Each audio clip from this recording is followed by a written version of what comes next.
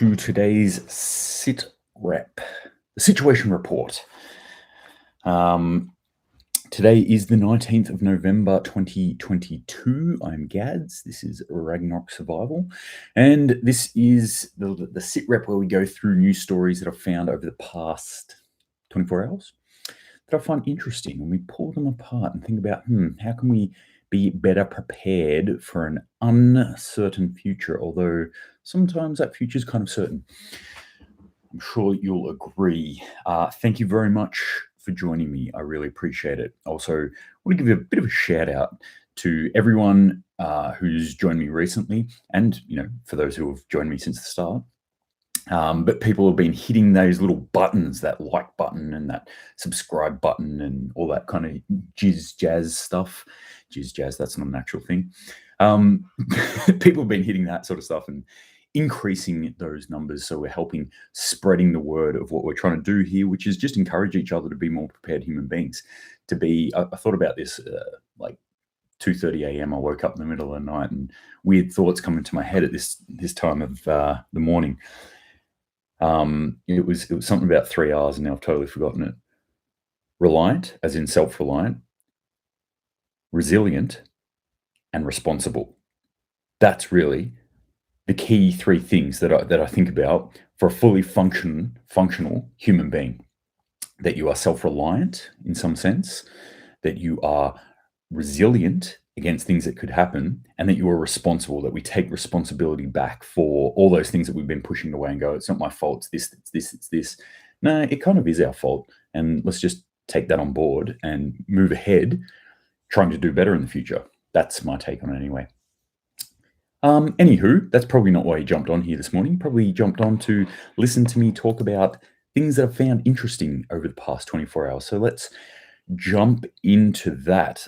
Kicking off today, really interesting story and something that I have talked about ad nauseum and will continue to talk about because I think this is probably, I'm going to say my number one concern, my number one realistic concern when I think about likelihood and consequence of upcoming issues. I think this one is most likely to happen. In fact, it's already in the pipeline and cannot really be stopped at this point. So most likely to happen, as opposed to, say, nuclear war, where, the actual likelihood of that happening is increasing, but for it to actually hit there, it's still not a high likelihood. Consequences obviously quite large. But this one here, food, all right, food, I know I harp on about this every time I jump on here, but it is so important. It is literally life. And the system that we've had for a number of years, and we've been increasing in its complexity as we go along, is now unraveling, is now very rapidly falling apart. And the thing about food is, it's not something that you can just turn a key and start up again. It's not something that you can just pump money at, throw dollar bills at, and it'll magically come back. It doesn't work that way. It takes months, years to actually build up food supplies, food systems, inventories, supply chains, all these sorts of things. And we are very rapidly unraveling those things at the moment, the effects of which I think will be in the next 6 months, 6 to 18 months. I was explaining this to someone this morning, that this sort of problem is going to be an issue for us. It's going to be an issue for us here in Australia and New Zealand. In that we'll go to the supermarkets as we are already, and there's things not there. You're like, oh, there's no potatoes this week. That's going to continue. There's going to be less choice in our supermarkets. Oh, that's pretty bad. Sometimes I'm not going to be able to get asparagus or avocados. That's kind of shitty. It's going to get worse. It's going to get much worse for us here in Australia, where there'll be entire things that we just cannot get access to anymore. That's bad. But comparatively, we're fine. What's really bad is what's about to happen and is happening right now in Africa, where and I throw out these numbers, and I'm not. It's not hyperbolic. It's actually stuff that I'm reading and going, okay, well, I assess that maybe we're looking in this sort of ballpark, somewhere between 500,000 human beings and 150 million human beings. I know that's a broad range of people, but that's what we're looking at in the next 18 months, who are going to be starving to death. So they're going to be in at least, I think those upper numbers, you're going to see what you'd call food poverty, as in they can't get access to regular meals. You're going to see, I think, in the tens to hundreds of millions of people in around that starvation type area. And that obviously leads into people dying. So I'm not saying 150 million people are going to die tomorrow in Africa, but that's what we're looking down the barrel of. And again, this is something that cannot just be switched back on. So this is an issue. Peter Rouse, good morning to you on YouTube, and rightly says here, some countries have stopped exporting food. And as they do it, I've been trying to report on this because it's been a big thing. Primarily, a few that we've seen in the past 3 months, we've seen China do it on a number of products and on fertilizers. We've seen India do it. Now, in those two countries, we're seeing, I think that's 2 out of the top 3 exporters of rice in the world. Rice is one of the main cereals used throughout the world. So that's a pretty big deal. We've seen a huge amount. Some estimates say up to 35% of the world's wheat supply entirely cut off in Ukraine and Russia, being pulled out of the market. We've got Bangladesh, who have flip-flopped a little, and I'm not sure where they're at the moment, but have warned that they may stop exporting rice if they haven't already. I may have missed that, but they're also within that top 3, definitely top 5 countries in the world of rice growers and exporters. So we're seeing a huge issue here with this. This is something we really need to concentrate on. That's why I kind of always, it's a bit of a joke to people. I'm always saying, hey, get out in the garden, get out there and do some stuff. Put your hands in the dirt, grow some herbs or some tomatoes or something. Again, I'm not saying that to hear my own voice. Like, this is actually a serious thing. On top of these systems being difficult to build up, the actual skill of growing your own food is difficult, and it is a learning process. It's one that I'm still in, and I want to be saying 12 years in now, and I'm still learning. Every day is a school day. Every time I get into the garden, I'm like, oh, this didn't work this time. Something that's worked for 8 years in a row all of a sudden doesn't work, and I'm like, why are you doing this, garden? But it's always a learning process, and it's a learning process that you should start today, like right now.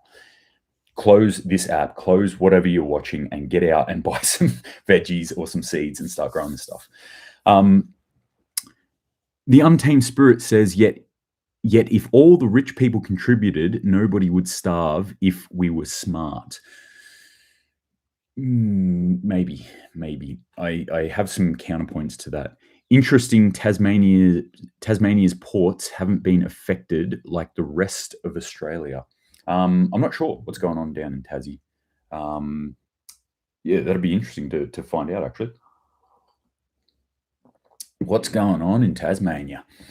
All right, so here's this story. Dwindling US cattle herd, which is the term for the entirety of head of cattle within the US. So the dwindling US cattle herd implies supermarket beef prices may rise even more. They've already gone up a fair bit. They're planning, they're foreseeing them going up more. Just to give you a bit of a heads up here, they're currently at the levels they were this low in 2012. I think they were this low. Hang on, I've got some stuff here. 2016 they were this low as well. But this is like US cattle head goes up and down like this. And I've said this in the past as well to try and help people get their head around this. It's not a constant stream. It's not a constant bar like this. Farmers have to react to market forces very quickly. They also have to react to environmental forces very quickly. They also have to react to economic forces very quickly. So there are a number of things that can knock off or curtail the process of getting meat onto people's plates, or into the supermarket at least. And the winding up of those to bring them back is quite difficult. But it is a reactive sort of market, being that if there's a glut in the market, if there's too much, then beef prices go down. This is just an example of beef. So too many head of cattle were grown that year, or farmed that year. Too much there, price goes down. Farmers look at that and go, "Oh, price is going down." They'll react in whatever way they think is appropriate. But sometimes when we go supply and demand, they go, "Okay, well, I'm going to do this less and put more money into this thing." Maybe land prices have gone up, maybe some other prices gone up, so they put their money into that. And then we see the dropping off of the head of cattle. And so then prices go up next year. And so they go, "Oh, all right, beef prices are up. I'm going to invest more in that." And so we do see this up and down sort of effect. And then, like I said, you've got those are sort of economic factors in there. Then you've got environmental factors in there as well.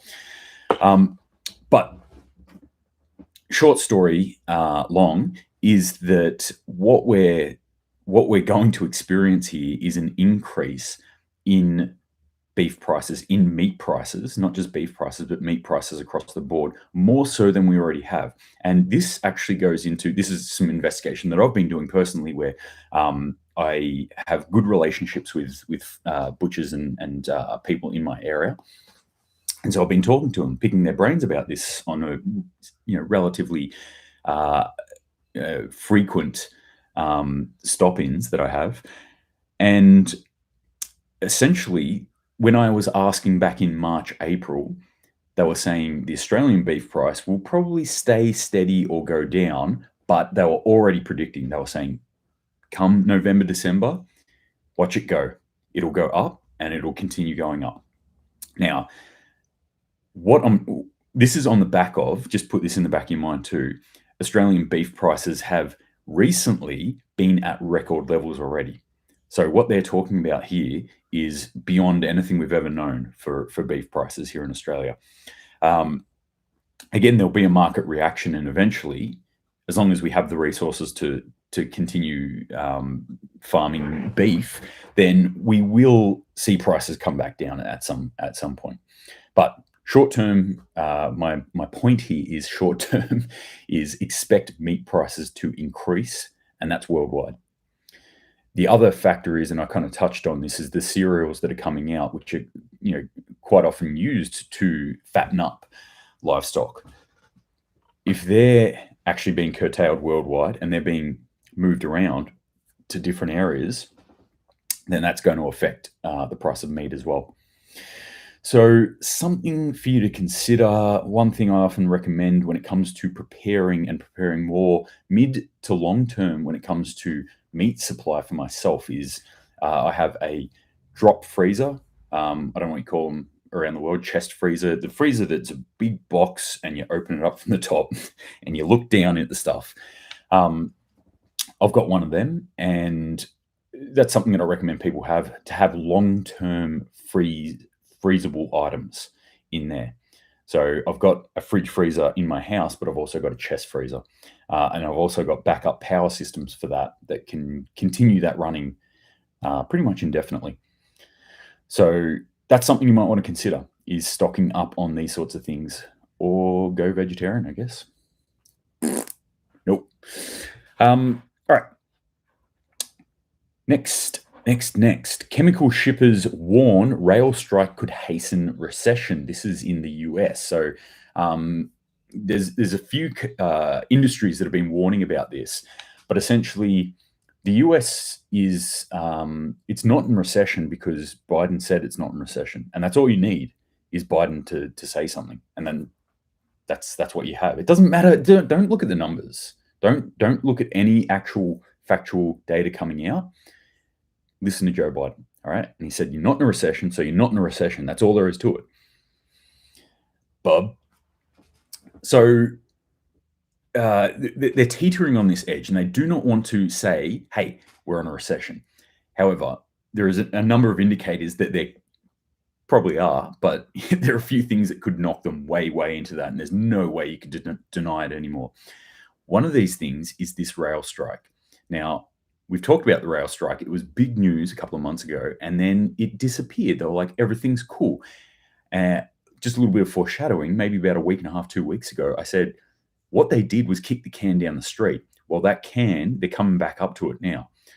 They can't avoid this. and they're going to have to do something. So this rail strike is still looming. It's because all the many factors that are involved in the rail strike. It's not just one union there. There's many different unions that are involved in this. Some are still like, well, you haven't appeased us yet. We're still going to need something. We've got major chemical companies. We've got major industries coming out here and saying, hey, look, if this rail strike happens, then there is no denying we'll be in a recession afterwards. The impact that could have is going to be catastrophic on the US economy. In fact, one of the numbers, I don't have it in front of me here, but I was reading this article before, said something like they think that over a 1 month period, if they strike and it lasts 1 month, then you're looking at about 700,000 jobs gone. And in an economy, any economy, that's a huge blow. So that's going to really, that's coming up fast. So add this onto the already what I see as the juggling act, or the balancing act that the Biden administration is dealing with at the moment, because there's many factors that they're kind of going, no, we're just going to, if we can keep moving things around fast enough, everything should be okay. Well, here's something that could be a ball that drops very, very soon. Peter Rouse says, have 3 of those freezers, speaking about chest freezers or drop freezers. Can't live without. Make sure you vacuum pack before you freeze. Great idea. And tip for young players, get the Sharpie out and write what it is and when you packed it. Because I'm constantly pulling out some bag and going like, what is this? What is this lump of meat? And when did I put it in here? Have some sort of organization system is a little recommendation if you do have a drop freezer. All right, let me skip over that. Here's a big one, a couple of big ones actually. This one I want to jump into right now because I feel this has been brushed under the rug, and this is really something that we shouldn't brush under the rug. This is coming from Zero Hedge. Did Ukraine try to trick NATO into starting World War III after it accidentally bombed Poland? This is exactly what I was saying when this story was coming out. I was saying, hey, the only people at the moment who are saying that Russia hit Poland is Ukraine. What benefit do they have? They have every benefit to do that. They want everyone to jump into this war. But in so doing, they start World War III. And everyone was like, oh, yeah, but, doesn't matter. It wasn't the Russians. We'll blame Russia anyway. We'll say it was Russia's fault. We get that the actual official writing I saw of it, which cracked me up, was we now believe it is a Ukrainian-fired missile defense, and it is Russia's fault. I get it. Yeah, the whole thing's Russia's fault. Everything's Russia's fault. I get that you got to say that, but there was no accountability that was even talked about there. It was like, oh yeah, well, that was a Ukrainian misfire from their missile defense. Anyway, moving on. It's like, no, not moving on. That's a big deal. And they sat there and adamantly said that it was a Russian missile attack on Poland. So they lied because they 100% knew where that missile came from because they fucking fired it, which means they were trying to instigate World War III. And everyone's cool with that? We know what the consequence is here. If another country steps in and starts poking the bear, as it was, or bashing the bear, as it would actually probably be if NATO stepped in, because I've got no doubt in my mind that the united front of NATO would be able to curtail Russian power, military might, that is. But what would Russia then do? What would be left for them as a course of action? We know where this path is kind of pointing here. It's the big N word. It's that nuclear exchange that nobody wants to see happen, except apparently Ukraine. Am I taking crazy pills here?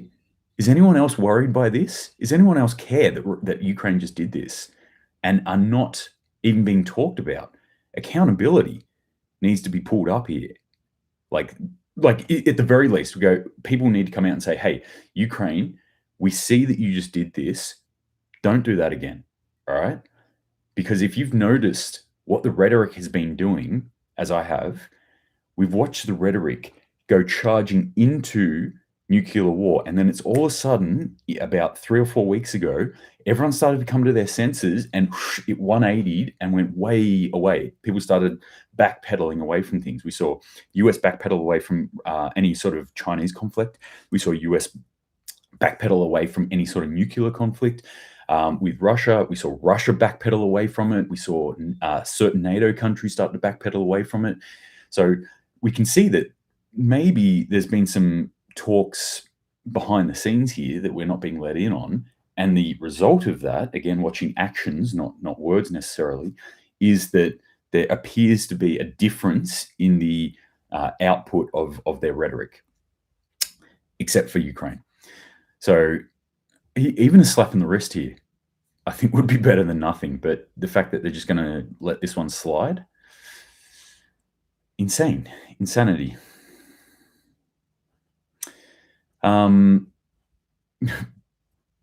Peter Rouse says, mystery meat stew.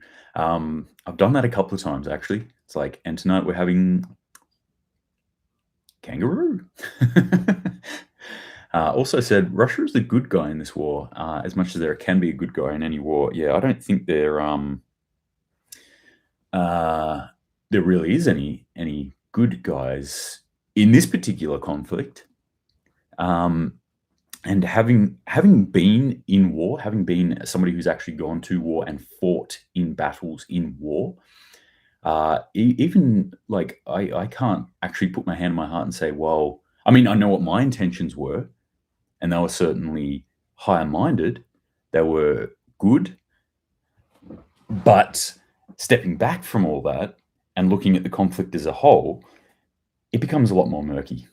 It becomes very, very murky, in fact, and going like, yeah, good guys, bad guys. I don't particularly like using that terminology, actually. Good guys, bad guys, when it comes to conflict at all.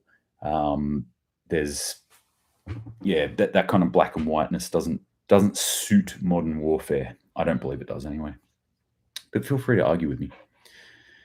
They're all bad, as Arnie would say. As I like to say, all my learnings actually come from 80s action films. None of it came from my time in the military. All right, let's talk about some other stuff. I'm going to skip over that. Accountability. Another thing on accountability, and this going into more domestic, but US domestic, going more into the mindset, which we could actually, what Peter Rouse is talking about here with his last comment, could actually kind of segue into this. Conservative think tank report urges congressional investigation on Black Lives Matter organizations. So what they're looking for is a bit of an investigation on Black Lives Matter organization. If you don't know what happened there was by the looks of it, a whole lot of corruption, which, I don't know, for me, I was sitting back at the start going like, this whole thing looks corrupt. It doesn't, this has bones all through it. And watching all that money getting poured into it, I'm like, yeah, where's that going? I mean, I often say to people, whenever we talk about charity, I'm like, no, I don't generally, like, there are very few charities that I'll put money towards. I'm not charitable in that sense. In fact, I really am anti putting money towards charities. But that's because I've worked with charities in the past. I see how they spend their money and what they spend it on, and I see how it gets moved around a lot and is actually quite ineffectual for outcome. I think bang for buck, there are some that do it well, and the vast majority of them do it very, very poorly. And as a result, I just don't like to put money towards charity. There are a few key things that I like doing, but generally I do it if there's actually something that comes back. So veteran affairs, all that sort of stuff, I'm usually pretty happy to put money towards that because that is me, that is my friends. So I'm happy to do that. But usually I do it if it's a raffle or something like that. If there's something that somebody gets out of it as well. The two-way exchange. Charity in of itself, I find problematic. The idea of charity, I actually find problematic. Getting something for nothing. I think there's a better way to do it. I'll put it that way. That's my core belief. But anyway, this isn't about my core belief. This is about Black Lives Matter. This is about where our society is really heading right now. The brainwashing of people. There's a saying that most people have heard. The pathway to hell is paved with good intentions. And I keep thinking of that saying so much nowadays. I think so much of our society is reeking of that exact saying. There's this little finch, or I don't know what it is, sparrow, maybe, that is continually trying to get in my window here, scratching at my window. Well, not continually, but every now and then it's trying to get in here. I don't know what you want in here, man. There's nothing for you here. Maybe it really likes whiskey. That's about all it could get out of me right now. Okay, so Black Lives Matter. On the surface, there's a point to my ramblings here. Hear me out. On the surface, this seems like maybe a good idea, right? They're doing these things for the downtrodden, if you will. All these kind of hashtag, movements that we're seeing nowadays. It's easy to jump on them. It's easy to go like, yes, this is totally the right thing to do, especially when the narrative is being rammed down your throat by mainstream media. This is the right thing to do. It's very, very easy to look at that and say on the surface, yep, okay, 100%. I'll throw my lot in with this, or I'll throw my hat in with this lot. This here is a cautionary tale, to me, at least. This is a cautionary tale that any time that there's anything like that, we need to actually go, pump the brakes. What's going on here? What is actually going on underneath the surface? And is I throwing money at this the best thing I could do for it? Is me standing around with a placard the best thing I could do for this? Or is there something else I could actually do? Is there a deeper discourse that we could go into around this particular situation? Could I delve into this further and look into it? Because, like I said, when I looked at this at the start, I'm not against Black Lives Matter, but I was like something's not quite right here. They've got how much money? People throwing how much money at them? I know human nature. That doesn't seem like it's going to end well to me. That's aside from the fact that they're totally a communist shell front. So that was probably the main reason why I was like, something's not right here. Because I don't like the commies. Just FYI, just between you and me, I don't like communism. Cautionary tale. Anytime anything like this pops up, anytime there's some sort of like, do the right thing. Hey, if you're not getting that jab, you're killing grandma. Do the right thing. It's like, this should be twigging some little warning alarm in the back of your head. Do the investigation. Look further. Pump the brakes. Give it time. That's all I want to say about that. Just thought it was weird. Speaking of jabs, G20 leaders in Bali have committed to a joint declaration which includes vaccine passports, digital vaccine passports, to quote unquote facilitate seamless international travel. Sorry, I was about to Hulk out then. This terrifies me. I mean, this is the kind of thing where I'm like, I love traveling, and I haven't traveled around the world too much in the past 3 years for obvious reasons. But I would like to go out and travel more throughout the world. It's one thing that brings me a bit of joy in my life. I mean, lots of things bring me joy in life, but that's particularly one thing that I love doing, is traveling around the world and gaining new experiences and seeing new people and how other people live and, what's going on there. And it's this sort of stuff that could entirely curtail that. where there could be a whole section of of the world's population that cannot legally, or as far as legally as it agreed on by the powers that be, cannot move around the world, are stuck, are grounded, as it were. Yeah, if that kind of information isn't sending chills up your spine, then I don't know. Why are you listening to me? You're on the wrong channel. It's disturbing. Peter Rouse says Alex Jones was right again. Am I allowed to say that name? Man, that guy has a bill to pay at the moment.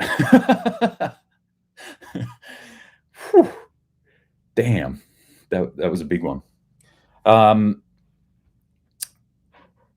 Last couple of things I'll just talk about quickly. Russia leaps to India's 5th biggest trade partner. So India, Russia, increasing their trade there. That's moving forward, as I've been talking about for a long time, and have been talking about from the perspective of, why wouldn't they? If Russia's having the world's greatest garage sale of oil and resources, why wouldn't any country that wants to buy up that stuff? Oh, because there's rules against it, right? There's those sanctions and shit, right? Well, look how that's working out for every country that accepts those sanctions. Not good. Not good. India is cashing in on this. The interesting part about the India thing is, though, India is definitely tied in with the BRICS alliance. It's the I in the BRICS, right? So Brazil, Russia, China, South Africa, and friends, as I'm starting to call it, they're all tied in there. So, of course, they're going to deal with these people. They're in that sort of part of the world too. Things can move around there. But India is also, kind of part of our gang too. If you want to look at it that way. Close ties to the US, close ties to Australia, close ties to the UK. So it's this really interesting grey space where the US has kind of gone everyone has to put this sanction on. Everyone yep. And India's nah, not doing it. Not happening. And at first, US was you will do it. And then we've been watching what the US is saying around the world around a number of issues, actually. A few of them I pulled up this morning, but this is the only one I wanted to talk about. The US has been kind of going, okay. We've seen it with a number of issues. What we're actually witnessing here, the point that I'm trying to make here, is the decline of US power, US foreign power. It wasn't a decisive battle. It wasn't Waterloo or something similar that we've seen in the past where we're oh, yeah, that's it. They've lost. This is slower. It is more insidious. It is subtler, but it is happening. US no longer holds the sway that they used to. The blood is now in the water too. It's things like this. That's a story. India, Russia making more trades, but what it is blood in the water, and the sharks are circling. So watch that space, because this leads to other things as well. So yeah. All right, last thing I'm going to talk about. Oh, it was a big earthquake. Big earthquake. Ooh, hang on. I just got a really interesting message here from Peter Rouse. What is interesting is when I fly private, you bypass all these quote-unquote passports. Huh. That is interesting. That is very interesting. I can't fly private. I'm not a man of such means, but that's very interesting. I mean, it is interesting. It's also unsurprising. Rules for thee, but not for me, seems to be the theme of the world over the last 4 or 5 years. In fact, over the last millennia or 6. But definitely at the moment, that there are all these rules, but who ends up paying it? Who ends up paying this? And I always say this, the buck stops with the average Joe and Janes. That's where the buck stops. It's the men and women of the world who are the working class, the mid to low income people, and even some of the high income people. But the high income people, it's not them who are going to suffer, not in any way, shape, or form. It's not them who are going to feel the consequences. Just like when we shut down, I say we, they shut down our economy, like just overnight to a grinding halt, on and off for 2.5 years. Did they stop getting paid? I did. I stopped getting paid. Did the government, the people who made those decisions, did they lose 1 cent of their pay packet? No. So it had zero effect on them. So why would they give a fuck? Yeah, sure, we'll shut it all down. Again, yeah, we'll slap on these mandatory vaccine passports, digitally formed for every human being. Oh, except me, because I fly in and out on a private jet. So they don't care. Anyway, back to earthquakes. There was a 6.9 earthquake, magnitude earthquake off the southwest of Sumatra. So this is just north of Australia. That just happened overnight. There was a few tremors beforehand. There was a sort of a larger one. I think it was like 5.6 or something tremor. And then earlier in the week, and then 6.9 just off the coast. So a bit of a warning there. Now, I will check this, all right, because I got a really cool message from my main source on Instagram, who pointed me to a website that tracks earthquakes, and also told me that they know somebody who's sort of in this space and knows a lot about these sorts of things, and their kind of view on it is that maybe it's just being reported more. Because I have asked that question. I ask the question all the time. I'm like, hey, are we having more earthquakes at the moment, or is it being reported more, or am I just getting confirmatory bias because I'm looking for it more? I'm seeing it more. Like, you want to go buy a Hilux and all you see is a Hilux on the road. Well, the thought there was from my source that, yeah, maybe it is just getting reported more at the moment. But I'm not, that may be true, but I'm not going to stop pointing them out either, because it's got me now. All right, I'm down the path.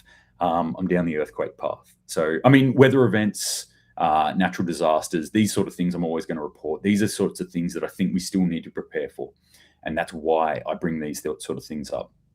There is no way to get around them. There's not really any way to stop a fire, a flood, a storm event, a snowstorm, an earthquake, any of these sorts of things. We can't mitigate the likelihood of them happening other than moving away from areas where they're more likely to happen. But we can mitigate the consequence of them happening by being more prepared, by having plans and equipment, things in place ready to go if we're caught in one of these situations. So that's one of the main reasons why I bring these things up. And it is also my belief, this is something that is in my own head, so feel free to ignore it as you will, that weather events will become more frequent and more impactful. Read that any way you want, but I think they will become larger, more impactful, and more frequent as we go on through the years to come. So it behooves us, I believe, to prepare for such events. All right, gang, that is it for today. That's all I wanted to yarn on about. As I said at the top today, food. Make sure that you are getting onto your personal food system. I think these sort of extrinsic systems that support our physical metabolic needs need to be less extrinsic and more intrinsic. We need to bring them closer to home. In fact, if you can, bring them into your home.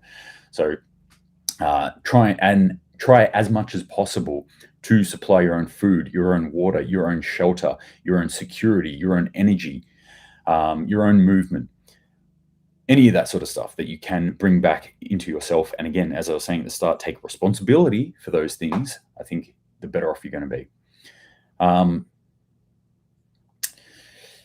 Just quickly too, this was a comment that just popped up on YouTube. Renee C says there's a few YouTubers talking about how the Tonga eruption has disturbed weather patterns and the powers that be are hiding that from us.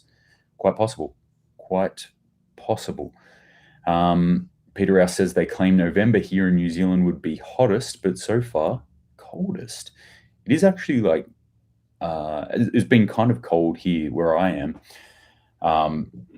But what they're saying for Australia is rain. So yeah, we'll see. Like anything when it comes to the weather, anyone who's trying to predict it, I think I would actually like to run a test actually to see how close their predictions are and versus that against a magic 8-ball and see who comes out on top. I have a feeling the 8-ball probably would. All right. That's it for today, gang. Thank you very much. As always, I appreciate you joining me. And like I said, I appreciate everyone who hits that the like button, the thumbs up, or the heart emoji thing, or the subscribe, or whatever it is that you're listening on. Thank you very much, whether it be on Instagram, YouTube, or on the podcast audio version. Stay safe out there, gang. Remember to keep prepping, keep your eyes open, and until next time, Semper Paratus.